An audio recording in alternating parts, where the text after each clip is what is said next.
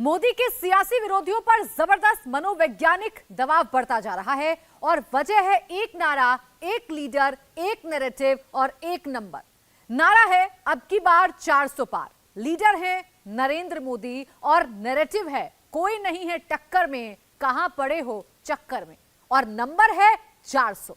नरेंद्र मोदी इन दिनों जहां जहां रैली में जा रहे हैं, बिहार जा रहे हैं, बंगाल जा रहे हैं, हर रैली में एक नारा जरूर लगाते हैं। वो नारा है 4 जून और सामने से पब्लिक की आवाज आती है 400 पार। ये नारा सुनते ही विपक्ष का दम फूलने लगता है। जो ग्राउंड से रिपोर्ट आ रही हैं उससे पता चल रहा है कि मोदी की विरोधी पार्टियां भी अब अपनी गिनती 272 से शुरू नहीं कर रही हैं, वो 400 से उल्टी गिनती शुरू कर रही हैं। तो क्या सच में मोदी को 400 सीटें आ रही हैं?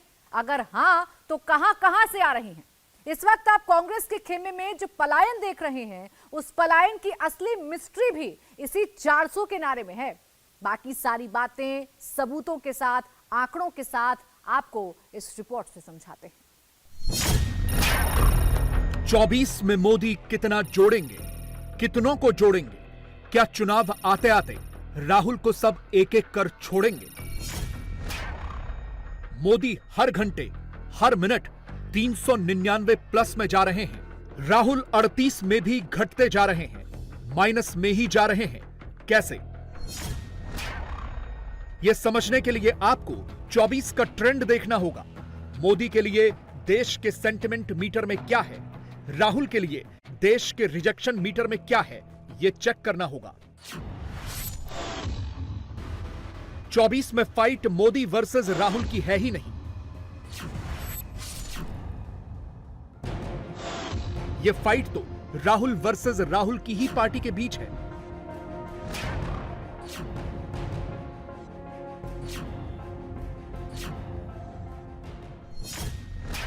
एक ऐसा पावर सेंटर जिसके चक्कर में राहुल की पार्टी चुनाव से पहले ही पंक्चर होती दिख रही है। 24 में जीतना तो दूर, शर्मनाक हार की दिशा में आगे बढ़ चुकी है।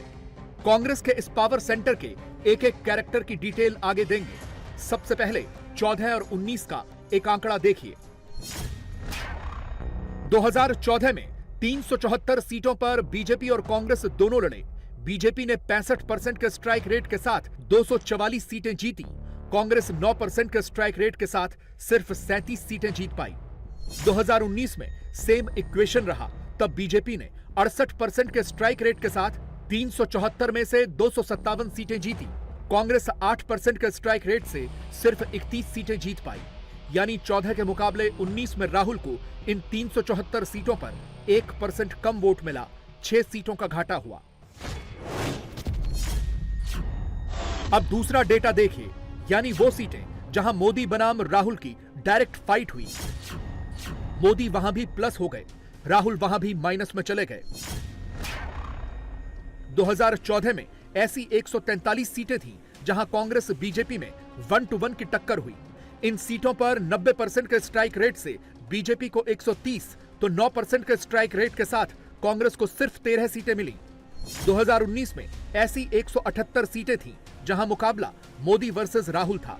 वहां भी मोदी ने 93% के स्ट्राइक रेट से 166 और कांग्रेस ने सिर्फ 6% के स्ट्राइक रेट से 12 सीटें जीती।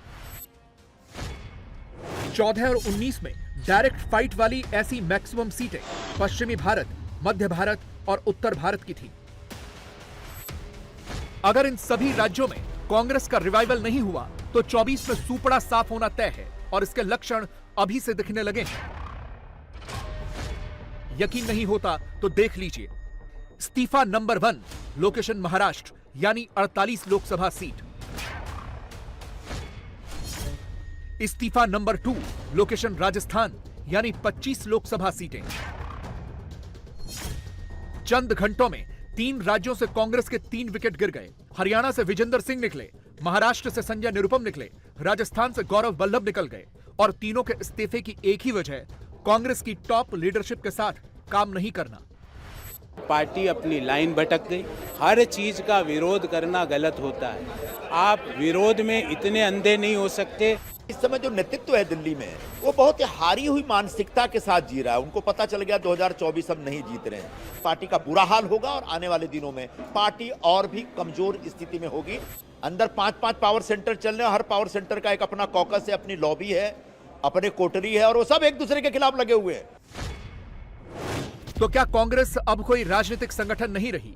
क्या अब वो एक पावर सेंटर बनकर रह गई है जहां हर कोई सिर्फ लॉबिंग कर रहा है? और क्या कांग्रेस को 24 की चुनावी ग्राउंड रियलिटी का रत्ती भर अंदाजा नहीं है? पहले ये देखिए कि इस पावर सेंटर में कौन कौन है। इस पावर सेंटर को सोनिया गांधी लीड कर रही हैं। इसमें राहुल गांधी हैं, प्रियंका गांधी हैं, कांग्रेस अध्यक्ष मल्लिकार्जुन खड़गे हैं और केसी वेणुगोपाल हैं। और ये आरोप लगाने वाले कांग्रेस से ही 6 साल के लिए सस्पेंड किए गए नेता संजय निरुपम हैं। उनके सस्पेंशन पर साइन करने वाले भी राहुल के करीबी केसी वेणुगोपाल ही हैं।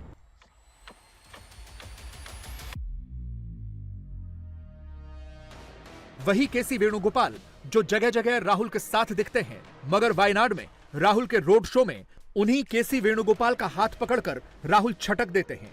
पीछे हटो, आगे मत आओ। अपने जेस्चर से राहुल ऐसा भाव प्रकट कर देते हैं। वीडियो वायरल हो जाता है, कांग्रेस की किरकिरी हो जाती है और बाकी का काम संजय निरुपम कैमरे पर आकर कर देते हैं। खड़गे वन वे ट्रैफिक है। वेणुगोपाल की बातें समझ में नहीं आती। सोनिया, राहुल, प्रियंका किसी से मिलते ही नहीं हैं। कांग्रेस पर लेफ्टिस्ट विचारधारा हावी हो गई है। कांग्रेस में आधे से ज्यादा लोग आउटडेटेड हैं, स्क्रैप मटेरियल हैं। 19 साल तक कांग्रेस में रहकर सियासत करने वाले संजय निरुपम राहुल की पार्टी के लिए ये शब्द कह रहे हैं तो इसका मतलब ही यही है कि कांग्रेस में कुछ भी ठीक नहीं है। मैं कह रहा हूं कांग्रेस पार्टी का अब कोई भविष्य नहीं। कांग्रेस पार्टी अब इतिहास जमा हो चुकी है। कांग्रेस पार्टी हिंदुस्तान की राजनीति की मुख्य धारा की पार्टी नहीं रही। कौन कब छोड़ के निकल जाएगा इसकी भी गारंटी नहीं है। खड़गे जी के पास जाइए तो सिर्फ सुन करके रह जाते हैं। वन वे ट्रैफिक है वहां पे। दूसरा जो जनरल सेक्रेटरी ऑर्गेनाइजेशन वो क्या बोलते समझ में नहीं आता। बाकी ऊपर जो तीनों मिलते ही नहीं किसी से। तो बताओ क्या करेगा इंसान। पहले कांग्रेस में एक पावर सेंटर हुआ करता था और उसका एक कॉकस होता था, उसके एक कोटरी होते थे, दरबारी होते थे और उसके खिलाफ बाकी लोग लड़ते रहते थे। इस समय कांग्रेस पार्टी में 5 पावर सेंटर्स हैं। अब पूछेंगे 5 पावर सेंटर कौन कौन से हैं? और पांचों के अपने कॉकस है, पांचों की अपनी लॉबी है और पांचों की जो लॉबी है वो आपस में टकराती रहती है, एक दूसरे को मारने में लगी रहती है। तो जो 5 पावर सेंटर है उसमें सबसे पहले तो परम आदरणीय सोनिया गांधी जी का एक पावर सेंटर है, उनके आसपास के लोग हैं। दूसरे आदरणीय राहुल गांधी जी का भी एक अपना पावर सेंटर है, उनके आसपास भी एक कोटरी है जो अपनी दुकान चलाता रहता है। फिर बहन जी की भी एक अपनी कोटरी है, वो अपने ढंग से एक्सर्ट करती रहती हैं, अपना पावर एक्सर्ट करती रहती हैं। अध्यक्ष महोदय हैं, उनकी भी एक अपनी, उनका भी एक पावर सेंटर बन गया है। उनके आसपास जो लोग हैं वहां तो ऐसे ऐसे लोग हैं जिनके पास कोई राजनीतिक अनुभव नहीं, कोई राजनीतिक आधार नहीं, अचानक उनके साथ जुड़ के वो हाईकमान बन गए। और आखिरी एक जो पावर सेंटर है जनरल सेक्रेटरी ऑर्गेनाइजेशन का, वेणुगोपाल जी का, वो भी एक पावर सेंटर बना हुआ है भाई। वो भी अपने ढंग से अपनी राजनीति करते रहते हैं। जब हिंदी बोलते समझ में नहीं आता, अंग्रेजी बोलते समझ में नहीं आता, मलयाली हमको समझ में नहीं आता है। पूरे कांग्रेस पार्टी पे लेफ्टिस्ट अप्रोच भर गया, हावी हो गया। आदरणीय राहुल जी के आसपास भी बड़े पैमाने पर लेफ्टिस्ट लोग। कांग्रेस पार्टी के शीर्ष नेतृत्व में बड़े पैमाने पर ऐसे लोग बैठ गए हैं जिनका जमीन से कोई नाता नहीं रह गया। जमीन पे क्या हो रहा है इसकी समझ नहीं है, इसकी पकड़ नहीं है। आधे से ज्यादा लोग तो आउटडेटेड हो चुके हैं, स्क्रैप मटेरियल है वो। सोनिया गांधी जो राज्यसभा की सदस्य निर्वाचित, सोनिया गांधी जब राज्यसभा की शपथ लेती हैं सत्यनिष्ठा से प्रतिज्ञान करती हूँ, तो उसके तुरंत बाद ये पावर सेंटर कैमरे पर दिख जाता है। पावर सेंटर के 4 चेहरे इसी फ्रेम में नजर आते हैं। केसी वेणुगोपाल फ्रेम से हट जाते हैं, उनकी जगह रॉबर्ट वाड्रा आ जाते हैं। अब आप खुद सोचिए, कांग्रेस 24 में मोदी से लड़ने चली है, लेकिन यहां तो पार्टी के भीतर ही इन फाइटिंग शुरू हो गई है। किसी को पता ही नहीं चल रहा कि कांग्रेस को आखिरकार चला कौन रहा है।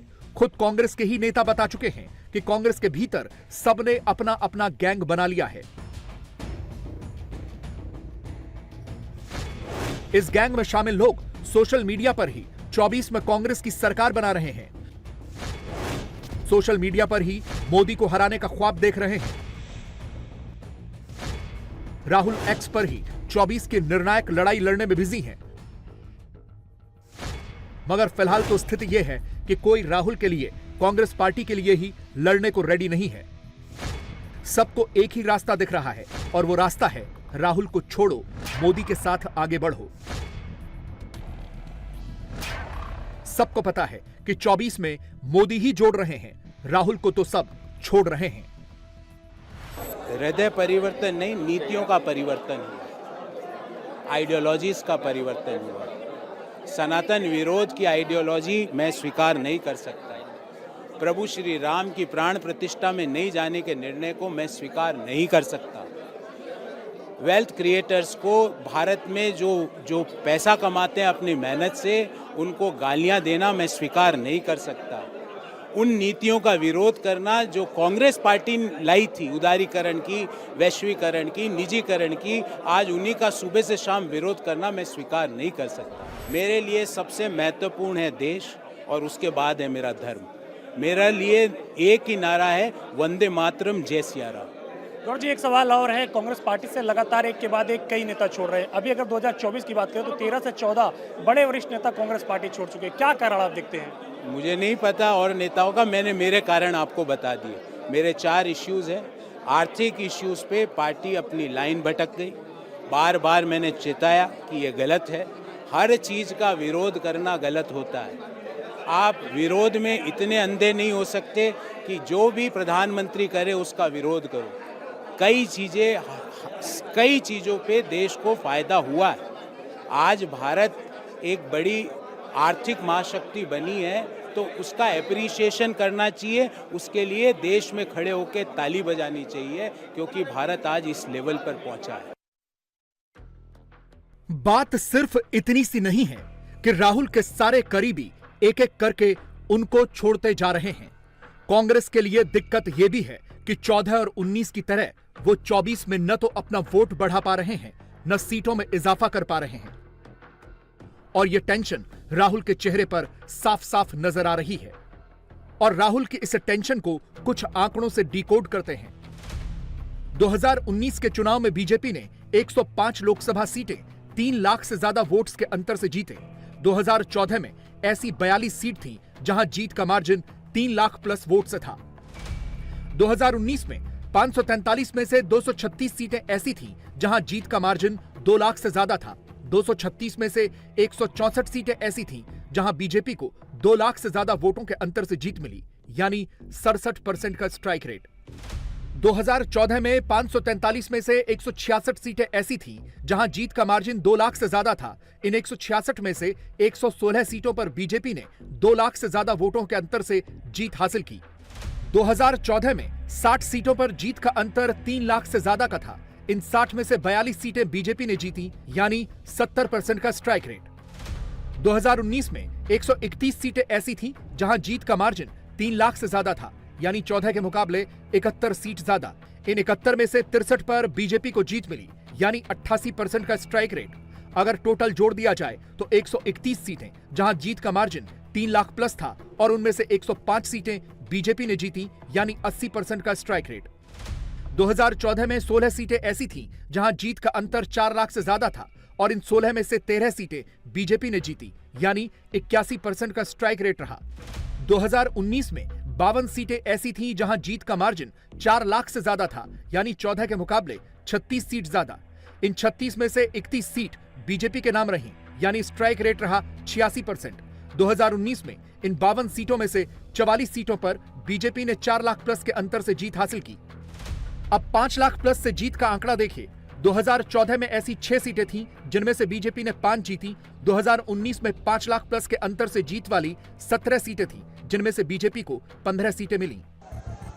जिस हिसाब से कांग्रेस में भागम भाग मची हुई है, उसे देखकर तो यही लग रहा है कि 24 में राहुल का कोई चांस नहीं है। ऊपर से राहुल के वायनाड वाले रोड शो में IUML के झंडे का न दिखना अब केरल में फ्लैग पॉलिटिक्स को जन्म दे चुका है। IUML केरल में कांग्रेस लेड UDF की मेजर पार्टनर है। मगर 19 की कंट्रोवर्सी के बाद इस बार राहुल ने सेफर ऑप्शन लिया। ताकि नॉर्थ में फायदा हो सके, हिंदी बेल्ट में फायदा मिल सके, लेकिन उनकी मिस्टेक पकड़ी गई। उन्हें लेफ्ट, राइट और सेंटर से सुनने को मिल गया। अमेठी से राहुल को हराने वाली स्मृति ईरानी ने वायनाड जाकर राहुल को निशाने पर लिया।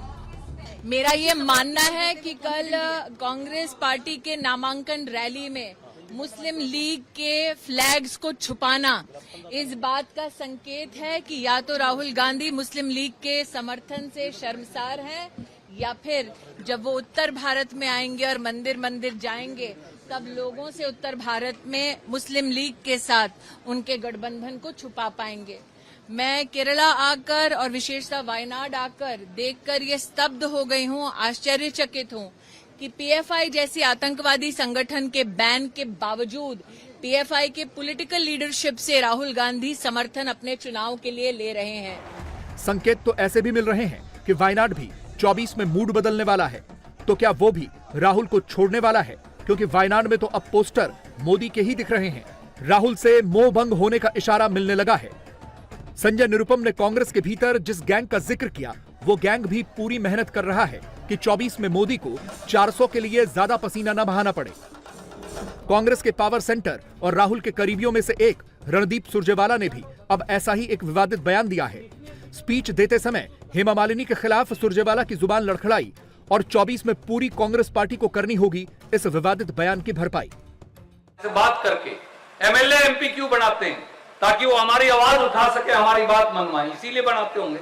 कोई हेमा मालिनी तो है नहीं जो चाटने के लिए बनाते हो, कोई हेमा मालिनी तो है नहीं जो चाटने के लिए बनाते हो। ऐसा सब बात करना नहीं चाहिए उनको। शायद उनके घर में there should be mother, father, sisters, daughters are there.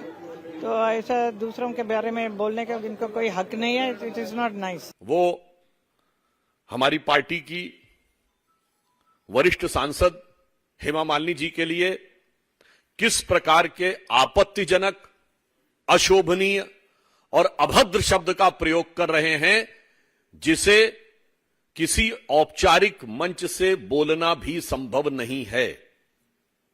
ये भारत की राजनीति में कांग्रेस पार्टी के द्वारा महिलाओं के प्रति अवमानना की एक नई निम्नता है। बात कांग्रेस पार्टी छोड़कर या कांग्रेस की टॉप लीडरशिप से दो हाथ करने की है तो बिहार से भी राहुल के लिए अच्छे संकेत नहीं है। कुछ दिन पहले ही लाव लश्कर के साथ कांग्रेस में शामिल हुए पप्पू यादव ने बुलेट की सवारी करके पूर्णिया सीट से निर्दलीय नामांकन दाखिल कर दिया। प्रदेश कांग्रेस अध्यक्ष ने कहा उन्हें ऐसा करने की इजाजत नहीं थी, यानी सीधे सीधे कांग्रेस के पावर सेंटर को दिल्ली में चैलेंज किया गया है और इसका आफ्टर इफेक्ट अगले कुछ घंटों में दिख जाएगा। नफरत की राजनीति छोड़ देनी चाहिए तेजस्वी जी। मोहब्बत भी कर लेते बगल में जाके अपने इंडिया गठबंधन से। आप आए तो बगल में मोहब्बत में क्या दिक्कत थी? और राजनीति में कोई दुश्मनी नहीं होती है। मैं इंडिया गठबंधन की मजबूती के लिए काम करूंगा, चाहे वो लालू यादव जी की दोनों बच्ची हो, वहां भी जाके मदद करूंगा। कांग्रेस किसी भी कीमत पर एस्टेब्लिश्ड हो। कांग्रेस और देश चाहता है राहुल गांधी जी पीएम बने। सोचिए, बिहार में तेजस्वी पप्पू यादव के बीच 36 का आंकड़ा हो रखा है। इंडी गुट में बात मनमुटाव तक पहुंच गई है। उस वक्त बीजेपी बिहार में भी कांग्रेस के खेमे में सेंध लगा चुकी है। बिहार कांग्रेस के पूर्व अध्यक्ष अनिल शर्मा भी अब मोदी के साथ आ गए हैं। दूसरी तरफ खुद मोदी ने बिहार में मोर्चा संभाल लिया है। बिहार की 40 सीटें कैसे जीत सकते हैं, मोदी इसका ट्रेलर लॉन्च कर चुके हैं। एनडीए गुट के सारे नेताओं को एक मंच पर बुलाकर सबसे हाथ मिलाकर एकजुटता का नैरेटिव दे चुके हैं। भाइयों बहनों, ये मोदी है।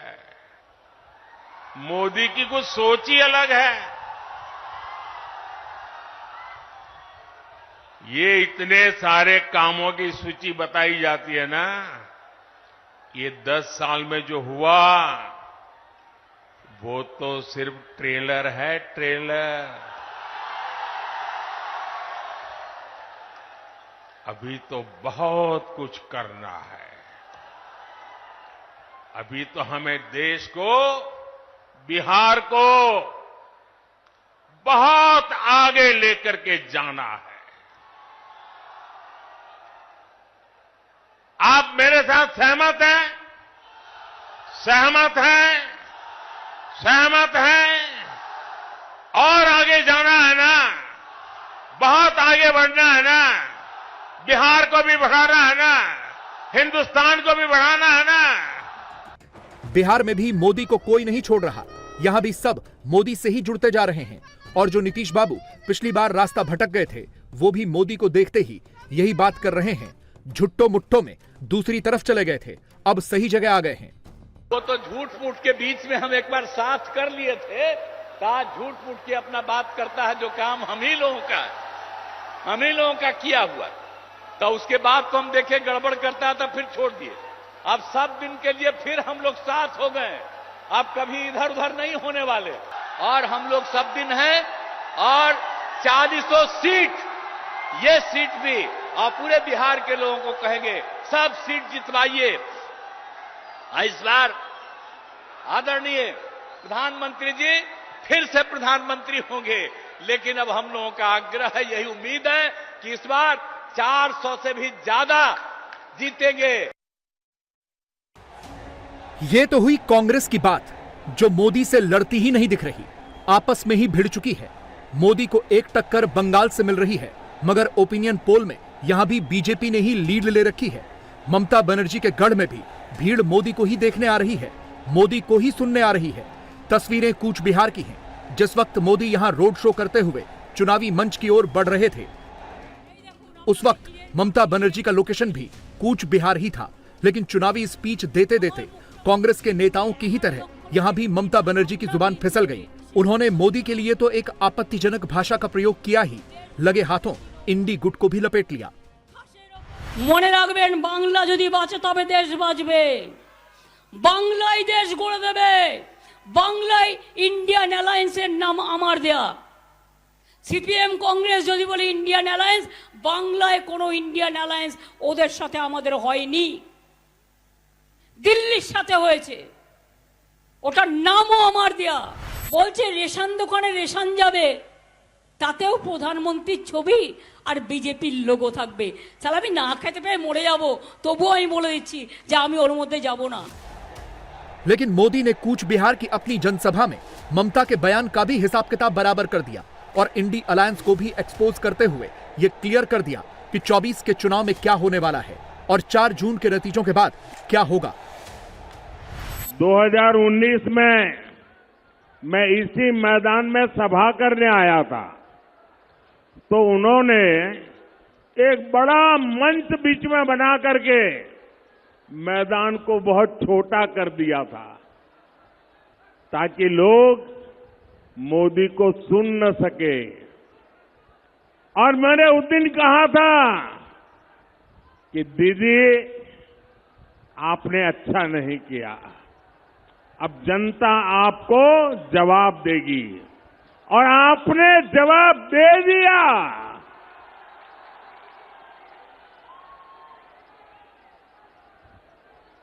लेकिन आज उन्होंने ऐसा कुछ भी नहीं किया, मैदान खुला रखा। तो मुझे आप सबके दर्शन करने का सौभाग्य मिला।